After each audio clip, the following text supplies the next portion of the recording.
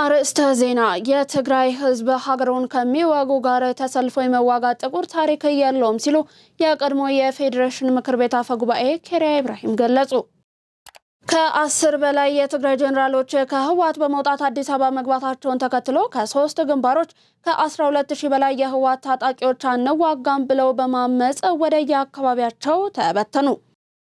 የኢትዮጵያ የባህር በር ባለቤትነት ጥያቄ የህልውና ጉዳይ በመሆኑ ፈጣን ምላሽ እንደሚያስፈልገው በሐዋሳ ዩኒቨርሲቲ የሚሰሩ ምሁራን ገለጹ።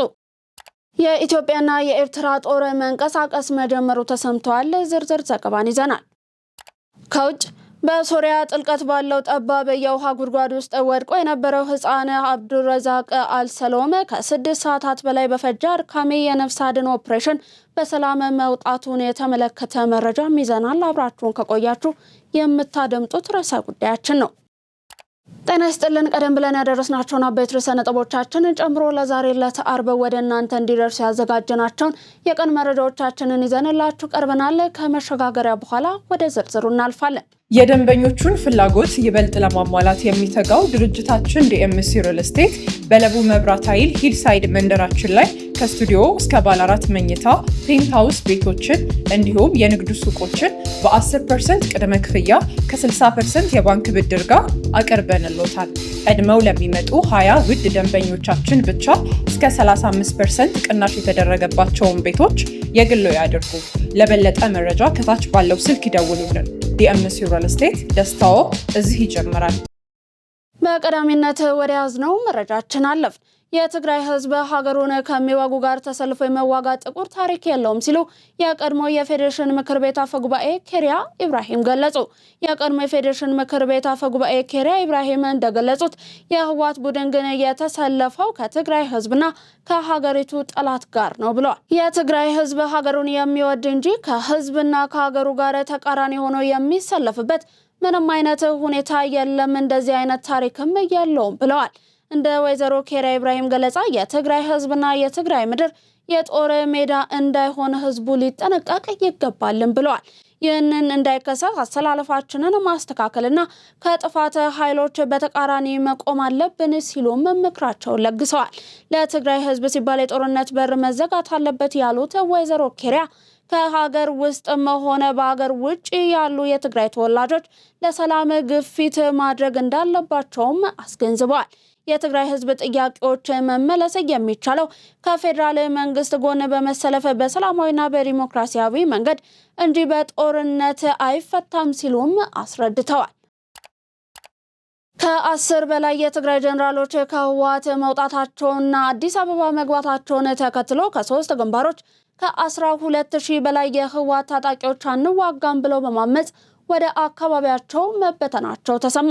የደረሰ መረጃ እንደሚያመለክተው ከደደቢት አድጎሹና ጠለምት ግንባሮች ጦር አንዋጋም ብለው በቡድን በመሆነ ወደ የቤተሰቡ መመለሱ እየተነገረ ይገኛል።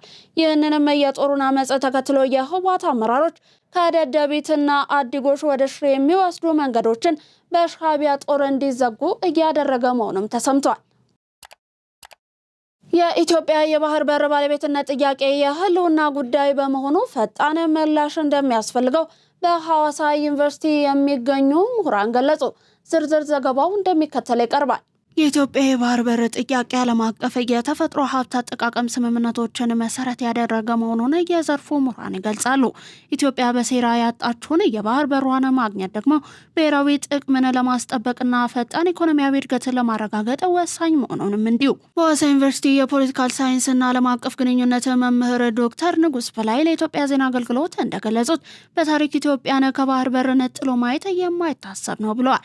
ኢትዮጵያ እድገቷን በማይፈልጉ አካላት የባህር በር እንዳይኖራት መደረጉ በሌሎች ሀገራት ጥገኛ እንድትሆነ ከማድረግ ባለፈ ዘርፈ ብዙ የእድገት ማነቆችን እንድታስተናግድ እያደረገ መሆኑንም ተናግረዋል። በአሁኑ ወቅት የባህር በር ጥያቄ ከታሪክ ከመልክዓ ምድርና ከህግ አንጻር ተገቢ ነው የሚሉት ምሁሩ ተለዋዋጭ በሆነው የዓለም አቀፍ ሁኔታ ከባህር በር ተነጥሎ መኖር አደጋች እንደሆነም ገልጸዋል። እያደገ ከመጣው የኢትዮጵያ ኢኮኖሚያዊ የህዝቦቿ ቁጥር አንጻር የባህር በር ጥያቄው ፈጣን ምላሽ የሚያስፈልገው ነው ሲሉም አመልክተዋል። በዩኒቨርሲቲ ዩኒቨርሲቲው የጂኦግራፊና አካባቢ ሳይንስ ጥናት ትምህርት ክፍል መምህርና ተመራማሪ ዶክተር ምስራቅ ታምሬ በቀጠናው ሀገራት ታሪክ ውስጥ ኢትዮጵያን ከባህር በር ነጥሎ ማየት እንደማይቻል ነው የተናገሩት። ነገር ግን ባለፉት ጥቂት ዓመታት የኢትዮጵያን እድገት በማይፈልጉ አካላት የባህር በሯን በሴራ ማጣቷ ተገቢነት የሌለው ከመሆኑም ባሻገር የአሁኑ ትውልድም ቁጭት እንዲፈጥርበት ያደረገ መሆኑን ገልጸዋል። ኢትዮጵያ ከነበራት ታሪክና ከዓለም አቀፍ ሕግ አንጻር ጥያቄው ትክክል መሆኑን አመልክተውም የባህር በሯን መልሳ ለማግኘት የምታደርገው ጥረት አሁን ካላት የኢኮኖሚ እድገትና የህዝብ ብዛት አንጻር ተገቢ ያለውና ጉዳይ ነው ብለዋል። አዲሱ ትውልድ ኢትዮጵያ የባህር በር ባለቤትነት መብቷን ያጣችበት መንገድ ህጋዊ መሰረት የሌለው መሆኑን እንዲረዳ በተሻለ መንገድ ግንዛቤ በመፍጠር ምላሽ የሚገኝበት መንገድ ላይ በትብብር መስራት እንደሚያስፈልግም አመልክተዋል። በተለይም የውስጥ አንድነትን፣ ሰላምና አብሮነትን በማጠናከር በአጠረ ጊዜ የባህር በር ጥያቄው ምላሽ እንዲያገኝ ለማድረግ በትኩረት መሰራት እንደሚያስፈልግም አንስተዋል። የኢትዮጵያና የኤርትራ ጦር መንቀሳቀስ መጀመራቸው ተሰማ። መነሻውን ባህር ዳር ያደረገው ከፍተኛ ቁጥር ያለው የመከላከያ ሰራዊት ኃይል ወደ ትግራይ አዋሳኝ መንቀሳቀሱን ብሉምበርግ ዲፕሎማቶችን ዋቢ አድርጎ ዘግቧል። ከኢትዮጵያ መከላከያ ሰራዊት ባለፈ የኤርትራ ጦሩን አስጠግቷል ነው የተባለው። የኢትዮጵያ ብሔራዊ ምርጫ ቦርድ ለ7ኛው ጠቅላላ ምርጫ የመራጮች ምዝገባ የሚያገለግሉ ቁሳቁሶችን የማዘጋጀት ስራዎችን ለመገናኛ ብዙሃን ባለሙያዎች አስጎበኘ። በጉብኝቱ ወቅት የቦርዱ የሎጂስቲክስ ኃላፊ መላኬ አሉላ እንደገለጹት የምርጫ ጣቢያዎቹ የመለየትና የመደልደል ስራዎች በከፍተኛ ጥንቃቄ እየተከናወኑ መሆኑንም ገልጸዋል። የዝግጅት ስራው በሀገር አቀፍ ደረጃ የሚገኙ 52720 የምርጫ ጣቢያዎች ታሳቢ ያደረገ መሆኑንም ነው የተናገሩት። ለእያንዳንዱ ጣቢያ ተደራሽ የሚደረጉ የጽህፈት መሳሪያዎች፣ የቅሬታ አፈታት መመሪያዎችና መረጃ ሰጪ ፖስተሮች በዝርዝር ተለይተው እየተዘጋጁ መሆናቸውንም አስታውቋል። የኢትዮጵያ ፖስታ አገልግሎት በሂደቱ ላይ የጥራት ቁጥጥርን እያደረገ መሆኑንም ገልጿል። የምርጫ ቁሳቁሱ በወረቀትና በሰው ኃይል ለሚከናወነው ምዝገባ የሚያስፈልጉና በቴክኖሎጂ የታገዘ የምዝገባ ሂደት ማከናወን የሚያስችሉ ቴክኖሎጂ መሳሪያዎችን እያካተቱ መሆናቸውም ነው የተጠቆመው። በ7ኛው ጠቅላላ ምርጫ የአካል ጉዳተኞችን ተሳትፎ ለማሳደግ ከሚመለከታቸው አካላት ጋር በትብብር እየተሰራ መሆኑን የኢትዮጵያ አካል ጉዳተኞች ማህበር ፌዴሬሽን አስታወቀ። ተፎካካሪ የፖለቲካ ፓርቲዎች ለአካል ጉዳተኞች ምቹ ሁኔታዎችን መፍጠር እንደሚጠበቅባቸውም ፌዴሬሽኑ ገልጿል። ተጨማሪ አለን። የኢትዮጵያ ብሔራዊ ምርጫ ቦርድ ባወጣው ይፋዊ መርሃ ግብር 7ኛው ጠቅላላ ምርጫ ግንቦት 24 ቀን 2018 ዓ.ም የሚካሄድ ሲሆን የመራጮች ምዝገባም የካቲት 28 ቀን 2018 ዓ.ም ይጀምራል። ምርጫው የዲሞክራሲ ስርዓትን ይበልጥ ለማጠናከርና ዜጎች ለቀጣዮቹ 5 ዓመታት የሚያገለግሉትን መሪዎች የሚመርጡበትም ነው። የኢትዮጵያ አካል ጉዳተኞች ማህበራት ፌዴሬሽን ዋና ዳይሬክተር አባይነ ጉጆ ለኢትዮጵያ ዜና አገልግሎት እንደገለጹት የአካል ጉዳተኞች ሁለንተናዊ ተሳትፎና ተጠቃሚነት ለማረጋገጥ ውሳኔ ሰጭነት በሚጠይቁ አበይት ሀገራዊ አጀንዳዎች ላይ በቀጥታ ማሳተፍ ይገባል። አካል ጉዳተኞች ህገ መንግስቱ የሰጣቸውን መብት ከሚያረጋግጡባቸው ነጥቦች መካከል አንዱ ምርጫ መሆኑን በማንሳት ቀደም ባሉት ምርጫዎች የምርጫ ጣቢያዎች ለአካል ጉዳተኞች ምቹ ያለመሆን፣ የግንዛቤ እጥረትና በታዛቢነት የመሳተፍ እድል አነስተኛ እንደነበር አስታውሰዋል። ፌዴሬሽኑ በ7ኛው ጠቅላላ ምርጫ የአካል ጉዳተኞችን ሁለንተናዊ ተሳትፎ ለማረጋገጥ ከኢትዮጵያ ብሔራዊ ምርጫ ቦርድ ጋር በቅንጅት እየሰራ መሆኑን ጠቁሟል።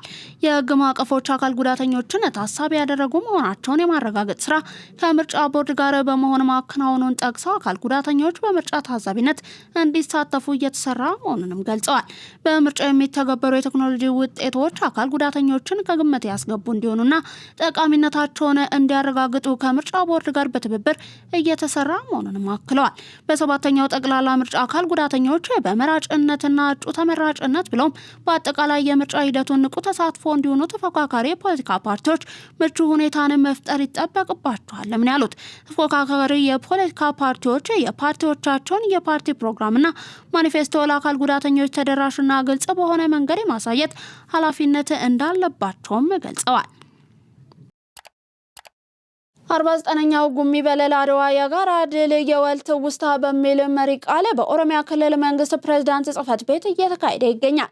የኦሮሚያ ክልል መንግስት ኮሚኒኬሽን ቢሮ ኃላፊ አቶ ኃይሉ አዱኛ በመድረኩ መክፈቻ ላይ እንደገለጹት ኢትዮጵያ ታፍራና ተከብራ የኖረችው በአባቶቻችን በከፈሉት መስዋዕትነት ሲሆን ከበርካታ ድሎች መካከልም አድዋ ትልቅ ቦታ የሚሰጠው ነው ብለዋል። የአድዋ ድል ታሪክ ውስጥ የኦሮሞ ጀግኖች ከጦር አመራርነት እስከ ተዋጊነት በመሳተፍ የማይጠፋ አሻራቸውን ማስቀመጣቸውንም ኃላፊው ገልጸዋል።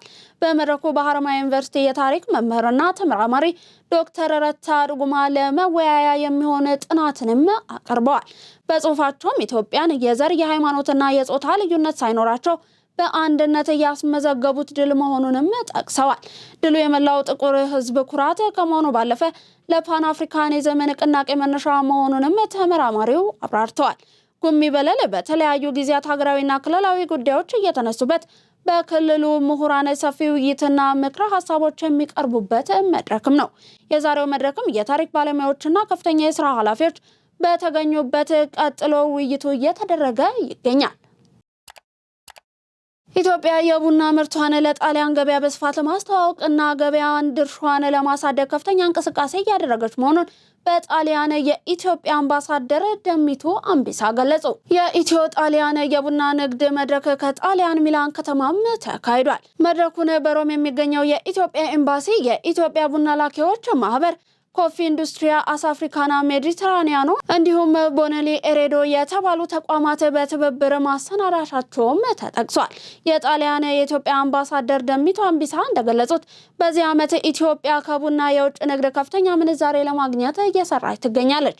ኢትዮጵያ ባሳለፍነው ዓመት ከቡና ኤክስፖርት ብቻ 2.65 ቢሊዮን ዶላር ማግኘቷን ጠቅሰውም ጥራት ያለውና በጥራቱና በጣዕሙ ተወዳጅ የሆነ የቡና ምርቷን በስፋት ለውጭ ገበያ ለማቅረብ የተለያዩ ተግባራትን እያከናወነች መሆኗንም አንስተዋል።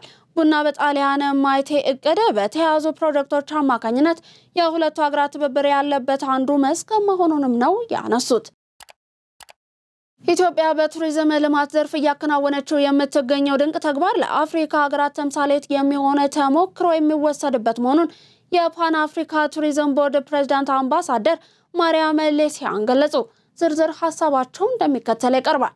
አምባሳደር ማርያም ከኢትዮጵያ ዜና አገልግሎት ጋር ባደረጉት ቆይታ ኢትዮጵያ ያላትን እምቅ ተፈጥሯዊና ባህላዊ ጸጋዎችን በማድረግ ኢትዮጵያ የሁላችንም ምድርና ቀደምት ሀገር ናት ብለዋል። ኢትዮጵያን ጥንታዊ ባህልና ማንነታቸውን በመጠበቅ ለትውልድ ማስተላለፍ መቻላቸው እጅግ የሚያስደንቅ መሆኑንም ጠቅሰዋል።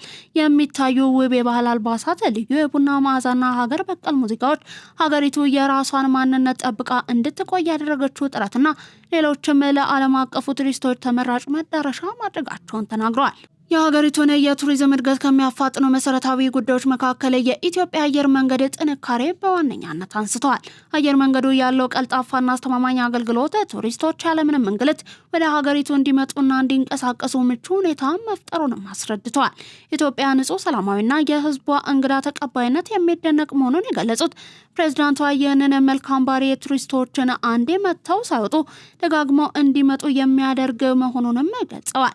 ሀገሪቱ ያላትን እምቅ የቱሪዝም አቅም ለመጠቀም ትብብርና ድንበር የለሽ ፖሊሲ እንደሚያስፈልግም ጠቁመው የአፍሪካ መሪዎች ለአፍሪካ የቪዛ ገደብን እንዲያነሱም ጥሪ አቀርበዋል። በሀገሪቱ ሀገራት መካከል የባቡርና የፈጣን ትራንስፖርት መሰረተ ልማቶች ግንባታ ሊፋጠን እንደሚገባም ጠቁመው በአፍሪካ ሀገራት መካከል የሚደረጉ የቱሪዝም እንቅስቃሴ ለዓለም አቀፉ ቱሪዝም መሳካት መሰረት መሆኑንና አፍሪካ በዓለም የቱሪዝም ካርታ ላይ ያላትን ድርሻ ማሳደግ እንደሚገባም አስገንዝበዋል። የአፍሪካ ሀገራት ከኢትዮጵያ የቱሪዝም ልማት በርካታ ተሞክሮችን መውሰድ እንዳለባቸውም በመጥቀስ ኢትዮጵያ የአፍሪካ አጀንዳን 2063 ሰፊ ትልሞችን ለማሳካት በሁሉም ዘርፎች የመሪነት ሚናዋን እየተወጣች መሆኑን በአሶሳ ዩኒቨርሲቲ የምጣኔ ሀብት መምህርና ተመራማሪ መሐመድ ኢብራሂም ተናገሩ።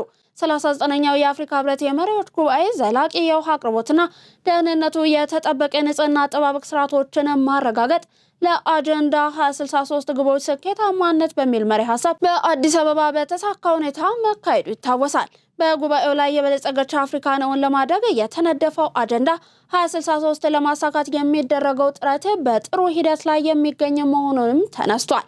ለአጀንዳው ስኬት የአባል ሀገራቱ የመፈጸም አቅምና ቁርጠኝነት ወሳኝ በመሆኑ በዚህ ውሳቤ መስራት እንደሚገባ የዘርፉ ምሁራን ይናገራሉ። ከዚህ አንጻር የኢትዮጵያ ሚና እንዲሁም ተግባራዊ እንቅስቃሴ ምን ይመስላል በማለት ኢትዮጵያ ዜና አገልግሎት በአሶሳ ዩኒቨርሲቲ የምጣኔ ሀብት መምህርና የሶሺዮ ኢኮኖሚ ተመራማሪ መሐመድ ኢብራሂምን አነጋግሯል። የአፍሪካን መጻኢ ዕድልን ለመወሰን የሀገራት ትብብርና የጋራ ልማት ወሳኝ መሆኑን ያነሱት ምሁሩ የእያንዳንዱ ሀገር ጥረትም የማይተካ ሚና እንዳለው አውስተዋል። ዲጂታል ኢትዮጵያ 2030 ስትራቴጂ የሀገሪቱን ኢኮኖሚያዊ ሽግግርን የሚያፋጥንና ዲጂታል ሉዓላዊነትን በተሟላ መልኩ እንደሚያረጋግጥ የተባበሩት መንግስታት የኢንዱስትሪ ልማት ድርጅት ዩኒዶ በኢትዮጵያ ክፍለ አህጉራዊ ቢሮ ዳይሬክተር እንዲሁም ተወካይ ዶክተር ስቴፋኒ ባይኖስ ገለጹ። ጠቅላይ ሚኒስትር ዶክተር አብይ አህመድ ዲጂታል ኢትዮጵያ 2025 ስትራቴጂ መጠናቀቁን ተከትሎ ዲጂታል ኢትዮጵያ 2030 ስትራቴጂ ይፋ ማድረጋቸው ይታወሳል። ኢትዮጵያ ዜና አገልግሎት ያነጋገራቸው የተባበሩት መንግስታት ድርጅት የኢንዱስትሪ ልማት ድርጅት ዩኒዶ በኢትዮጵያ ክፍለ አህጉራዊ ቢሮ ዳይሬክተር እንዲሁም ተወካይ ዶክተር ስቴፋን ባይኖስ ዲጂታላይዜሽን የእድገት አቀጣጣይ መሳሪያ ነው ብለዋል። አሁን ላይ በልጽገው የምናያቸው ሀገራት የደረሱበት የእድገት ደረጃ ለዲጂታል ትራንስፎርሜሽን በሰጡት ትኩረት ልክ መሆኑንም አውስተዋል። በአሁኑ ወቅት ኢትዮጵያ የዲጂታል ቴክኖሎጂዎችን አጠቃቀምን ለማሳደግና ዘመናዊ አሰራሮችን ለመተግበር ያስቀመጠችው አቅጣጫ ይበል የሚያሰኝ ውጤት እያስመዘገበ መሆኑንም አንስተዋል። ዲጂታል ኢትዮጵያ 2025 ስትራቴጂ መተግበሩን ተከትሎ የሚታዩ ትርጉም ያላቸው ሁለንተናዊ ለውጦች መመዝገባቸውንም ገልጸዋል። ዲጂታል ኢትዮጵያ 2030 ስትራቴጂ የሀገሪቱን ኢኮኖሚያዊ ሽግግር የሚያፋጥንና ዲጂታል ሉዓላዊነትን በተሟላ መልኩ የሚያረጋግጥ መሆኑንም ነው የተናገሩት። ኢትዮጵያ በኢንዱስትሪ ዲጂታላይዜሽን ዘርፍ በምታከናውነው ተግባር ቢሮ አብሮ እየሰራ እንደሚገኝ ጠቁመው በቀጣይ ትብብሩ ተጠናክሮ ይቀጥላል ነው ያሉት። እየጨመረ ባለው ሙቀት ያልተለመዱ በሽታዎች ሊከሰቱ ይችላል ተባለ። በመዲናዋ ከቅርብ ጊዜ ወዲህ እየተስተዋለ ያለው ከፍተኛ የሙቀት መጠን ያልተለመዱ በሽታዎችን ሊያስከትል ስለሚችል ህብረተሰቡ ጥንቃቄ እንዲያደርግ ተጠይቋል። ምንም እንኳን አዲስ አበባ ያለችበት መልክዓ ምድራዊ አቀማመጥ በከፍታ ቦታ ላይ ቢሆንም ከጥቂት ዓመታት ወዲህ የአየር ሁኔታው እየተቀየረ መምጣቱን በኢትዮጵያ ሜትሮሎጂ ኢንስቲትዩት የጤና ሜትሮሎጂ ባለሙያ የሆኑት አቶ ደሳለኝ ታረቀኝ ገልጸዋል። በከተማዋ ከወትሮ በተለየ መልኩ በየዓመቱ የሙቀት መጠኑ እየጨመረ በመሆኑ ለጤና ልዩ ትኩረት መሰጠት እንዳለበትም ተናግረዋል። ማህበረሰቡ በጤና ባለሙያዎች የሚሰጡ የጤና ምክሮችን ተግባራዊ ማድረግ እንዳለበት ያሳሰቡት ባለሙያው በአዲስ አበባ አሁን ላይ እየተስተዋለ ያለው የአየር ንብረት መለወጥ ለወባ ለሌሎችም የማህበረሰብ ጤና ስጋቶችን ሊያጋጥም ስለሚችል ጥንቃቄ ማድረግ እንደሚያስፈልግ ገልጸዋል። በከተማዋ ባለፉት ጊዜያት ተከስቶ የነበረው የወባ በሽታ የሙቀት መጠን መጨመርን ተከትሎ ለሚከሰቱ የጤና እክሎች አንዱ ማሳያ መሆኑንም ነው የጠቆሙት።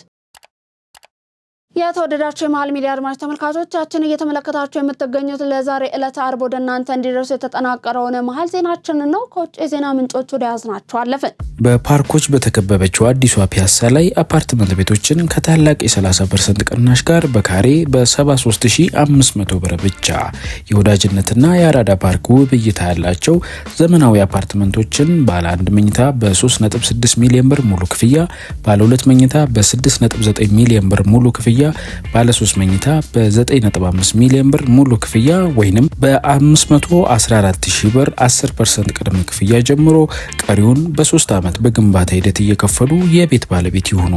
የሪ በከንቱ የሰራተኛ ሰፈር የአሮጌው ቄራ የደጃችሁ ቤት ሰፈር ልጆች በአዲሷ ፒያሳ አዲስ ቤት አዲስ መንደር ከሜሪት ፕሮፐርቲስ በመኖሪያ መንደር ውስጥ የከርሰ ምድር ውሃ፣ የመዋኛ ገንዳ፣ ጂምናዚየም፣ ደረጃቸውን የጠበቁ ሰፋፊ ሊፍቶች፣ ምቹና በቂ የመኪና ማቆሚያ፣ አውቶማቲክ ጀነሬተር፣ ሰፊ የጋራ መገልገያ ሰገነት ያካተቱ ናቸው።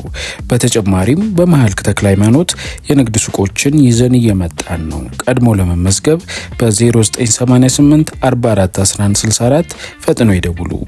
ሜሪት ፕሮፐርቲስ። በሶሪያ ጥልቀት ባለው ጠባብ የውሃ ጉድጓድ ውስጥ ወድቆ የነበረው ህፃን አብዱረዛቅ አልሰሎም ከ6 ሰዓታት በላይ በፈርድ አድጋሚ የነፍስ አድን ኦፕሬሽን በሰላም መውጣቱ ተረጋገጠ። ህፃኑ የወደቀበት ጉድጓድ 30 ሜትር ጥልቀት ያለውና ስፋቱ ደግሞ እጅግ ጠባብ በመሆኑ የማዳን ስራውን እጅግ ፈታኝ አድርጎት ቆይቷል። የሶሪያ ሲቪል መከላከያው ኃይል ሄልሜት አባላት ዘመናዊ መሳሪያዎችንና ጥንቃቄ የተሞላበትን ዘዴ በመጠቀም ለ6 ሰዓታት ያህል ያለማቋረጥ ሲረባረቡ አምሽተዋል። ህፃኑ በሰላም መውጣቱን ተከትሎ በስፍራው ተገኝተው ውጤቱን በጭንቀት ሲጠባበቁ የነበሩ የአካባቢው ነዋሪዎችና ቤተሰቦች በታላቅ ደስታና እልልታ ደስታቸውንም ገልጸዋል። የዩክሬን ጦር በጦርነቱ 1.5 ሚሊዮን ወታደሮችን አጥቷል ተባለ። የዩክሬን ጦር ከ2022 ጀምሮ 1.5 ሚሊዮን በ2025 ብቻ 520 ሺህ ያህል ወታደሮችን አጥቷል ተብሏል። የሩሲያ የጦር ኃይሎች ጠቅላይ መምሪያ ኦፕሬሽን ኃላፊ ኮሎኔል ጄኔራል ሰርጌይ ሩድኮ የዩክሬን የደረሰባትን ከፍተኛ ኪሳራ ለሩሲያ መገናኛ ብዙሃን በሰጡት ቃለ ምልልስ በዝርዝር አስረድተዋል። ጄኔራል ሩድኮይ በማጠቃለያቸው ላይ አሁን የሩሲያ ጦር ሙሉ በሙሉ ስትራቴጂካዊ የበላይነቱን ይዟል ሲሉ መናገራቸውን ስፑትኒክ ዘግቧል። በሳይበር ወንጀል የተጠረጠሩ 651 ግለሰቦች በቁጥጥር ስር ዋሉ። ዓለም አቀፉ ፖሊስ ተቋም ኢንተርፖል በአፍሪካ የሳይበር ማጭበርበር ወንጀል በሚል የተጠረጠሩ 651 ግለሰቦችን በቁጥጥር ስር መዋሉን ገልጿል። ኢንተርፖል በኤክስ ገጹ ላይ እንዳሳወቀው ከሆነ ኦፕሬሽን ሬድ ካርድ 2 ሲል በሰየመው ዘመቻ ነው ከ16 የአፍሪካ ሀገራት የሚገኙ የሳይበር ወንጀል ተጠርጣሪዎችን በቁጥጥር ስር ያዋለው። ተጠርጣሪዎቹ በፈጠሩት የወንጀል መረብ በኦንላይን ኢንቨስትመንት፣ በሞባይል የገንዘብ ዝውውርና የኦንላይን ብድር ማመልከቻዎችን ህጋዊ በማስመሰል 45 ሚሊዮን ዶላር የገንዘብ ኪሳራ አድርሰዋል ተብሏል። ግለሰቦቹ ከመዘበሩት ገንዘብ ውስጥ ኢንተርፖል እስካሁን 4.3 ሚሊዮን ዶላር ማስመለሱንም ገልጸዋል። በሳይበር ወንጀሉ ተጠርጥረው በቁጥጥር ስር ከዋሉት ግለሰቦች በተጨማሪም 2341 የሳይበር ማጭበርበሪያ ኤሌክትሮኒክስ መሳሪያዎችን መያዛቸውን የገለጸው ኢንተርፖል 1442 በላይ ድረገጾችንም መዝጋቱን ጠቁሟል። ለዛሬ ለታርብ ወደ እናንተ እንዲደርሱ ያጠናቀርናቸው መሃል ዜናዎቻችን እስካሁን የደረሱትን ይመስሉ ነበር። አብራችሁን ምርጫችሁ አድርጋችሁ ስለተከታተላችሁን እጅግ እያመሰገንን ዜናውን ላይክ እና ሼር ሚዲያችንን ሰብስክራይብ በማድረግ ቤተሰብነታችሁን ታጠነክሩ ዘንድ ያክብሮ ግብዣችን ነው። በኔ ቦታ በቃው ሰናይ ቀን ተመኘን።